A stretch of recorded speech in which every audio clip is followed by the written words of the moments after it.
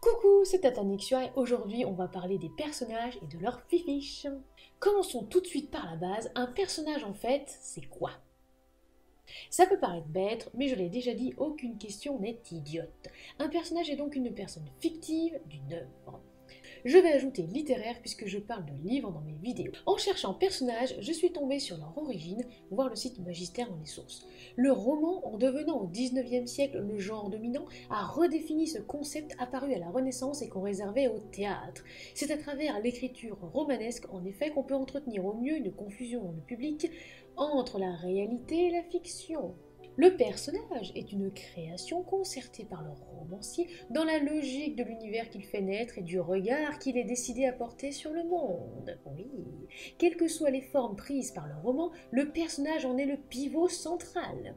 Il est le moteur de la fiction, et c'est avec lui que l'on mesure le degré de vraisemblance et d'authenticité qu'il faut lui accorder. La caractérisation du personnage peut être explicite. Le narrateur indique les marques de l'état civil, par exemple, qui fixe les distinctions sexuelles et sociales. Il brosse les portraits ou analyse les ressorts psychologiques qui dépeignent un caractère. Mais elle est plus souvent implicite. Les connotations attachées au nom même, les combinaisons narratives, les discours, les relations sociales complètent indirectement notre connaissance du personnage. Alors, est-ce que vous aussi, chers auteurs et chères autrices, vos persos viennent vous hanter, vous parler, que ce soit dans vos rêves ou même dans la vie réelle? Pour que vos persos soient crédibles, il faut tout d'abord bien les définir. Les fiches personnages. Vous trouverez nombre de fiches personnages sur internet, il y en a vraiment des tonnes. J'apprécie particulièrement Mademoiselle Cordelia, que je vous fais défiler à l'instant. J'avoue que ça me plaît plutôt bien, hein, c'est un petit peu ce que je fais. En somme, il faut donner au personnage une identité. Physique tout d'abord. Normalement, tout le monde voit de quoi je veux parler, que ce soit par exemple les yeux, les cheveux, ou alors même la corpulence, voilà, l'apparence physique. Le moral. Les sentiments, le caractère. Social. Langage, religion, vêtements, profession, ses relations avec les autres. Ne vous inquiétez pas, on ira un peu plus dans le détail après. Et je vais mettre un oh là tout de suite, votre personnage ne peut pas être parfait. Oui, on fait tous des erreurs, enfin, on est humain. Oui, alors, bien sûr, je parle là des persos humains. C'est-à-dire que pour les races extraterrestres, hein, bon, je rappelle qu'extraterrestre, ça signifie en dehors de la planète Terre, et bien libre à vous.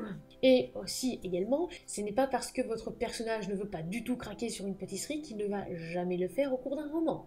Vous ne savez pas par où commencer? Eh bien, tout d'abord, inspirez-vous de la réalité. Pas de vous, en revanche, vous risqueriez d'être trop centré ou de le prendre trop à cœur. Essayez en fait d'avoir un petit peu de recul, commencez déjà par votre entourage. Je m'inspire souvent de mes proches en fait pour mes écrits. Pour Les Immortels, le personnage de William par exemple, c'est presque le copier-coller de ma mère. Pour Hélène, au contraire, c'est complètement mon père. Et alors oui, hein, on s'en fiche complètement en fait que le sexe soit différent. Je parle effectivement en caractère, en comportement, en relations sociales. Voilà, ça peut vous aider. Alors que dans Rattrape-moi, la seule et unique romance que j'ai faite, Morgane s'est complètement inspirée d'une amie à moi, et le personnage de Mathieu est tiré de la personnalité d'un collègue de fac en fait que j'appréciais particulièrement. Ah oui, ce cynisme, j'adorais ça. Toujours du mal? Donc, revoyons la base un peu plus en détail. Alors, la liste que je vais vous dire à présent par rapport à la base justement des personnages, je l'ai récupérée d'un site que je vous mets dans les sources, et également je vous fournis un exemple de fiche personnage. C'est exactement le modèle que je prends moi. Alors moi c'est plutôt sur Excel Word, mais en tout cas c'est mis en doc, vous pourrez le récupérer, en faire absolument ce que vous voulez, modifier, changer, l'imprimer ou au contraire le garder pour vous, c'est cadeau. Nom, prénom. Ne choisissez pas un nom au hasard. Le nom doit être en fonction des origines, du milieu social, de l'âge, de l'époque, voire par exemple le magnifique ouvrage d'Orezza Dantes, De chair et de sang, pour les noms d'époque, ou encore l'ouvrage historique d'Alexandre Page, Partir c'est mourir un peu. C'est vrai qu'en termes de noms, si vous cherchez des noms russes du début XXe siècle, c'est parfait. Âge, date de naissance, mort, explication aussi pourquoi pas autour de la naissance, on sait jamais. Sexe assigné, orientation sexuelle, profession, nationalité et origine, milieu social actuel, milieu social d'origine aussi, pourquoi pas. Il peut effectivement avoir changé de milieu, ça peut être aussi dû à ses études, on verra ça un peu plus loin. Les parents, Soit rapidement, soit pas du tout, ça dépend en fait de ce que vous avez envie de faire. Si vous avez vraiment envie qu'il soit ancré, si vous voulez qu'il ait des racines, si vous voulez par exemple au contraire qu'il fasse une recherche sur ses parents, ça, il va falloir le noter aussi. Le type d'éducation. J'en avais déjà parlé dans la précédente vidéo concernant la création d'un univers, mais c'est aussi important. Quel est le genre d'éducation que votre personnage aura reçu ou alors qu'il voudra donner à ses propres enfants? Ou au contraire, à ses amis? Est-ce qu'il aura tendance en fait à vouloir reproduire certains schémas? Les valeurs. Un petit peu d'ailleurs aussi comme le jeu de rôle, si jamais vous en faites, ça peut aussi être assez parlant pour vous. Est-ce que votre personnage sera chaotique, mauvais ou loyal bon? Quelles sont les valeurs que vous voulez lui insuffler? Et n'oubliez pas aussi qu'il peut avoir des valeurs contradictoires. Par exemple, ne pensez qu'à lui tout le long du récit, mais au final, il va s'attacher à un autre personnage et il décide d'aider les autres juste avant la fin. Pourquoi pas? Les caractéristiques physiques. Poids, taille, manière de s'habiller. Les caractéristiques comportementales. Les tics, les habitudes de comportement. Par exemple, parler avec ses mains. C'est moi ça. Avoir un accent, se ronger les ongles, ne jamais sourire. Se tenir voûté aussi. Les qualités et défauts, exemple de situation où ces qualités et défauts ont été utiles ou pour résoudre un véritable problème. Description de son enfance, d'un ou deux événements marquants aussi également. Ça peut aussi être le cas pour les événements de la vie d'adulte. Parce qu'enfant, il peut y avoir des événements marquants qui vont provoquer son comportement actuel, ou aussi certaines réactions, mais également aussi question adulte. Et si c'est juste un jeune adulte ou un adolescent, essayez aussi de voir son évolution, les intérêts, les loisirs qu'il a dans sa vie. Votre personnage aura forcément une passion peut-être dévorante, peut-être qu'il a envie de courir tous les matins, que ça le prend vraiment en tripes, ou au contraire il préférera faire des maquettes, ou encore il préférera aller à la pêche tous les dimanches après-midi pour se détendre. La manière de s'exprimer. Tic de langage, est-ce qu'il va couper la parole par exemple aux gens? Est-ce qu'il aura tendance à vouloir toujours avoir raison? Quel type de langage en fait il utilise? Plutôt familier, plutôt soutenu, plutôt un mélange des deux? N'oubliez pas aussi également, et je pense que ça peut vous arriver aussi dans votre vie quotidienne, vous pouvez parler mais d'une façon totalement normale ou d'une façon familière, et puis avec d'autres collaborateurs ou des collègues, parler d'un langage un peu plus soutenu. Ce n'est pas parce que votre personnage décide de parler extrêmement bien en société qu'il ne peut pas faire ou lâcher un juron de temps en temps. Les aspirations qu'il aura ou qu'elle aura dans la vie. Est-ce que ce sera faire carrière? Est-ce que ce sera détruire un méchant? Est-ce que ce sera récupérer une épée plantée dans un rocher? Est-ce que ce sera au contraire avoir des enfants? Est-ce que ce sera aider les autres, gagner beaucoup d'argent? Réfléchissez, on va dire, au but qu'il ou elle va se fixer dans la vie. Les relations avec les autres personnages. Alors ça, c'est ce que j'appelle le plus important. Vraiment. C'est-à-dire qu'il faut vraiment travailler dans la fiche perso quelles vont être les relations qu'il ou elle va entretenir avec les autres. Et ça marche pour absolument tous les personnages. Ne négligez surtout pas cet aspect. Les opinions politiques. Est-ce qu'il a une opinion politique? Et d'ailleurs, il en va de même par exemple pour la religion. Est-ce que ça influe sur son comportement? Ou est-ce qu'au contraire, on n'en parle pas parce que c'est juste ancré en lui, il n'a pas envie d'en parler? Le lieu où le personnage habite. Est-ce que c'est important ou pas? Est-ce que c'est un nomade ou une nomade? Est-ce qu'il ou elle va changer très souvent? L'entourage. Entourage, j'entends par là famille, amis.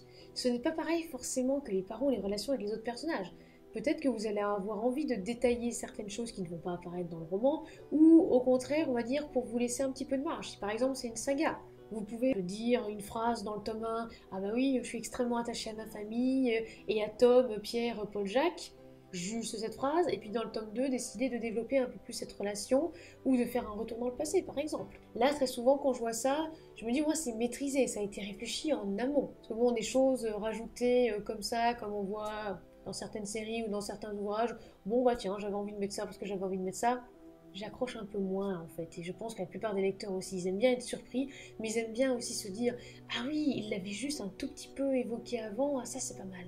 Comment votre personnage va-t-il réagir face à certaines situations?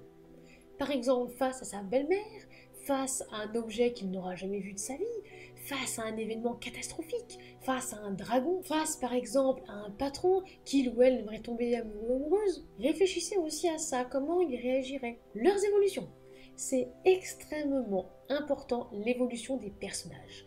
J'entends par là que votre personnage doit évoluer entre le début de votre roman et la fin.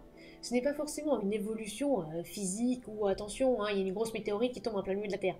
Non, je parle d'une évolution Par exemple, logique, parce qu'il va lui arriver des choses à votre personnage pendant ses 100, 200, 300, voire des fois 800 pages. Il va se passer des trucs. Si à la fin on a exactement le même personnage qu'au début, bah en fait, à quoi ça sert tout ce qui s'est passé, toutes les aventures? Bon, à moins qu'il soit amnésique et qu'il y ait quelque chose à un rapport avec ça, oui. Mais sinon, il faut quand même qu'on ait une évolution. Parce que moi, on va se dire, ah oui, il s'en est sorti, il est tombé dans le fossé, il s'est relevé, c'est parfait.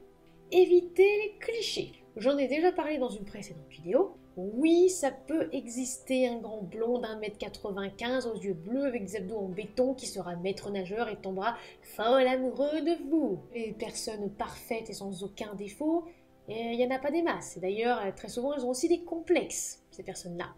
Donc, un personnage qui n'aura aucun complexe, aucun handicap, on va dire, aucun défaut, bah, ça va être un petit peu bancal. Et c'est la même chose pour le beau brun ténébreux. Alors déjà, la beauté, je le rappelle, c'est très subjectif. Votre personnage a quelle définition de la beauté?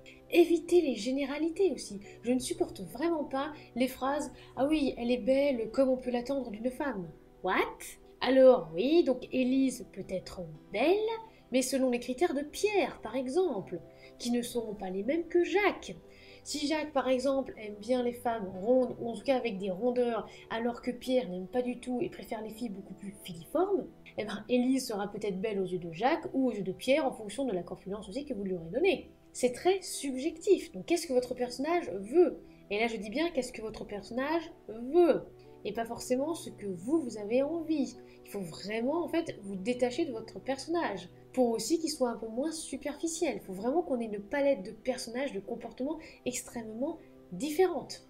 Je peux aussi en rajouter une couche. Élise peut parfaitement aimer les hommes bruns ténébreux, mais est-ce que pour autant ils sont tous beaux? Vous voyez où je veux en venir? Dire « Ah, les hommes bruns ténébreux sont tous beaux », c'est une généralité en fait. C'est plutôt, Élise, elle préfère les hommes bruns, regard ténébreux. Oui, là ça fonctionne. C'est ses propres préférences. Parce que vos critères de beauté à vous ne sont pas forcément les mêmes déjà que les lecteurs et les lectrices. Et parfois, on peut se dire, ah oui d'accord, merci la généralité, mais moi je ne me reconnais pas en fait dedans. Les personnages clichés, pour moi, ce sont des prêts à écrire. Des persos qu'on voit souvent et basés parfois sur des idées préconçues. Alors bien sûr, vous pouvez vous en servir, mais vous pouvez aussi les contrebalancer, en rire. J'ai lu récemment un ouvrage d'un comité de lecture dans lequel l'héroïne se moquait du cliché du maître nageur. Oui, dont je parlais juste avant. Ça m'a fait rire, c'était bien écrit, même si le personnage était cliché, ça fonctionnait, puisqu'on a conscience que c'est fait exprès. Il en est de même pour un de mes personnages dans Les Immortels, j'ai fait une femme mais complètement cliché et je m'en moque en fait. Et d'ailleurs, elle aussi s'en moque dans ses dialogues, où elle dit clairement « je ne suis pas qu'une femme cliché ». Justement, c'est ça en fait, il faut bien utiliser, on va dire, et à moindre dose, le cliché. Il faut que ça vous serve à vous et pas que ce soit juste un prêt à servir. Est-ce que c'est ce que vous avez vraiment envie? Est-ce que vous avez envie de le contrebalancer? Est-ce que oui, votre personnage, il a envie d'être comme ça, donc tant mieux, il a envie d'être comme ça, il a envie de faire ça, tout va bien? Ou est-ce qu'au contraire, il ne faudra pas mettre autre chose? Alors, on va aussi un petit peu parler des cas des maris et des guérissous. Alors, concernant les Marissous, son équivalent masculin Garissou, Alicia Alvarez avait partagé un article sur Twitter que je trouve très intéressant, et je vous le mets d'ailleurs dans les sources. Je ne veux pas trop vous spoiler, mais je suis complètement en fait d'accord avec ce que la personne dit dans l'article. Ce terme est assez agaçant, j'explique. Ce terme a une origine, laquelle je vous laisserai lire dans l'article. Maintenant, je vais la citer. Aujourd'hui, la notion de Marisu est bien plus générale et appliquée à de très nombreux personnages féminins dès lors que ceux-ci sont un minimum développés et mis en avant. Il suffit parfois qu'une femme soit jugée trop forte pour qu'elle soit qualifiée de Marisu, et cela importe toute la complexité que l'auteur et l'autrice a pu apporter à son personnage. Je vais continuer un peu en citant aussi « Les Marisu sont si sévèrement jugés que la peur d'en créer une est souvent le premier frein que s'imposent des auteurs, mais surtout des autrices, à vrai dire. Je n'ai jamais fréquenté un site ou un forum d'écriture dans lequel il n'existait pas au moins une discussion concernant les Marisu. Discussion dans laquelle de jeunes autrices viennent présenter leurs personnages féminins, c'est jamais masculin, et demander à chacun à chacune de s'assurer qu'il ne s'agit pas d'une Marisu avant de publier. Ouais, je suis d'accord avec ça. Un personnage n'a pas à être étiqueté de Marisu juste parce que c'est une femme et qu'elle est forte. Sérieusement. Ça, c'est aussi un petit peu le genre qui m'énerve. Moi, on me l'a jamais fait ce coup-là. Mais une Marichou, c'est pas juste, ah bah écoute, non mais ton héroïne là, elle est un petit peu trop forte, elle a juste un petit handicap, franchement ça va pas. Non en fait, je vois pas pourquoi, on se pose même pas la question d'ailleurs pour le genre masculin, c'est extrêmement plus marginal. Si votre héroïne, elle est forte, elle peut très bien aussi avoir un complexe, elle peut très bien avoir un handicap, et ben c'est pas une Marichou. Désolée de vous l'apprendre. Une héroïne peut très bien être forte aussi bien qu'un homme peut être fort, mince quoi. Ça c'est le genre effectivement de terme, ça m'énerve un peu et je comprends totalement celle qui a écrit cet article. Arrêtez de balancer, on va dire, tous les 4 matins. Ah non mais écoute, ton héroïne, j'ai un petit peu l'impression que c'est un petit peu une Marichou. Eh bah parce que, hein, franchement, je la trouve un petit peu trop forte. Hein. Et puis elle réussit un peu trop facilement la quête là. Alors j'ai lu plein d'ouvrages dans lesquels le héros, c'est un personnage masculin, réussissait très bien toutes les épreuves sans aucun problème, c'est toujours lui qui avait la solution et jamais ses copines. Est-ce que pour autant on a tous dit à l'auteur ah bah dis donc que t'as fait un Garissou? Jamais, étonnamment, c'est un petit peu énervant. Donc avant de dire ah oui écoute ton personnage est une Marichou, merci de se renseigner là-dessus et merci aussi de voir si c'est vraiment ça en fait. Est-ce que le personnage est aussi on va dire Marichou que ça? Est-ce que vous en êtes sûr? Est-ce qu'il n'y a pas des blessures? Est-ce qu'il n'y a pas certaines choses? Est-ce que le personnage est vraiment aussi fort? N'oubliez pas de bien réfléchir et de prendre du recul. Alors, pour en revenir au sujet principal, dans la pratique, je vous conseille de faire votre fiche personnage, ou en tout cas vos fiches personnages, sur un fichier soit Word, soit Excel, ou un carnet spécifiquement pour eux. Il existe énormément de modèles, je vous mets donc, comme je l'ai déjà dit, en lien téléchargeable celui que j'utilise. Je rappelle que ce n'est pas du tout exhaustif, ce n'est pas non plus le Graal, mais ça peut vous aider à débuter. En plus de la fiche personnage, j'écris aussi leur biographie. Alors parfois c'est très long, dans laquelle je vais décrire de A à Z absolument tout ce qui se passe pour chacun d'eux. Ça ne veut pas dire que je vais tout mettre, je le rappelle encore, mais je crée complètement leur vie de A à Z. Personne ne sait comment leur naissance ou leur mort va arriver, sauf moi. Non, puis de temps en temps, eux aussi, parce qu'ils me soufflent un petit peu les idées. Mais n'hésitez pas, si pour vous ça vous aide, alors il y en a qui vont dire non, mais moi j'ai pas besoin d'écrire la bio de mon personnage, je le connais par cœur, ça va. Très bien. Mais il y en a d'autres qui vont préférer absolument tout écrire, comme moi, alors n'hésitez pas. Et ne mettez surtout pas de bâton dans les roues dans ceux qui veulent écrire une bio super importante et qui vont prendre par exemple 5, 6, voire peut-être 10 jours à développer leur personnage énormément avant d'écrire. Chacun avance à son rythme. Son introduction. Alors oui, vous devez connaître vos personnages un petit peu sur le bout des doigts avant de les introduire. Ça signifie qu'avant de vous lancer, ou de vous relancer, si par exemple c'est un ancien projet ou si vous avez arrêté pendant quelques temps, de vous replonger dans les fiches personnages. L'intérêt en fait de les faire réside là. Il suffit de lire une fiche pour vous réapproprier votre personnage, mais aussi son histoire. Donc tout l'intérêt de le faire bien avant. Si vous le faites bien avant, et pour ceux qui adorent développer, si vous développez aussi extrêmement bien vos fiches personnages, c'est tout bénef en fait après. Maintenant, comment on l'introduit? On va réfléchir du point de vue. Je ferai une vidéo d'ailleurs là-dessus. Est-ce qu'on va démarrer plutôt sur le je, le tu? Oui, ça existe. Le il plutôt, la troisième personne du singulier? Ou au contraire, on va partir dans un point de vue omniscient, dans un journal intime? Personnage principal aussi, secondaire, est-ce qu'il sera assis ou debout pour commencer? Va-t-il assister à une scène? Et c'est comme ça qu'on va l'introduire au moment de la narration, au moment d'un dialogue. Est-ce qu'on va le présenter? Est-ce qu'on va le présenter à travers lui-même? Ou au contraire à travers un personnage qui va voir en fait quelqu'un passer et qui va dire ah oui, coucou, comment tu t'appelles et qui tu es? Parfois, votre personnage vous le dira, vous le chuchotera à l'oreille ou apparaîtra devant vous, et parfois vous devez mettre votre casquette de réalisateur ou réalisatrice, voir vidéo sur l'univers, et dire, non alors toi tu vas te mettre là sur la petite croix là par terre, et puis on va voir. Peut-on se faire dépasser par un personnage? La réponse est évidemment oui. Il m'est souvent arrivé d'avoir un perso qui voulait faire ça ou ça au lieu de ce que j'avais prévu ou en tête à cet instant. J'ai même eu un personnage qui a débarqué au milieu d'une séance écriture, comme ça, du chapitre 8 ou 11, je me souviens plus, pour me dire non mais en fait, moi je suis le meilleur ami de ton héroïne, et puis j'aimerais bien que tu m'introduises dès le départ. Voilà, et puis elle devra me sauver la vie aussi. Et c'est une bonne chose en fait, il ne faut absolument pas vous dénigrer, il ne faut pas vous dire oh là là c'est nul, il va falloir que je réécrive tout, que je reprenne le début, ça ne va pas du tout, mais pourquoi j'ai pas pensé à ça? Non, stop!